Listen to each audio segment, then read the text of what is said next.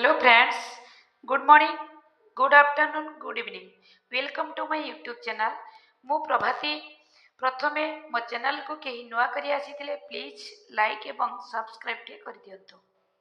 आज ration card हिताधिकारी मानक निमंते एक सूचना देउछि कि जे आसंता 23/8/2024 रु 25/9/2024 पर्यंत निकटस्थ सरकारी खुचरा विक्रय केन्द्र रे ई-केवाईसी कराई नियंतु।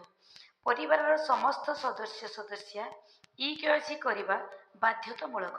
एणु एथिपाई समस्त डीलर मानक पाखकु चिट्ठी होई जाइछि एवं प्रत्येक डीलर को ए बाबद रे ट्रेनिंग दिया सरीछि।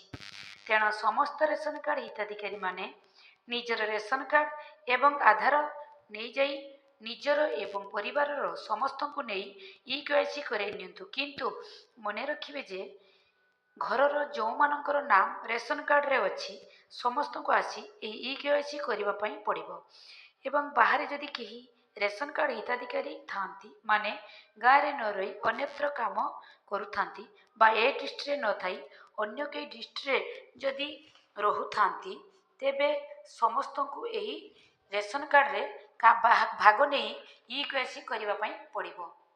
तो सेमानक मध्यरु ई-केवाईसी करबा पई समस्त को बाध्यतामूलक नचेत रेशन कार्ड रे तांकर नाम टिकु काटी दिया जीवो। तेणु समस्त हिताधिकारी निश्चय निजर रेशन कार्ड टिकु नहीं डीलर मानक पाखरे ई-केवाईसी कराई नियंतु।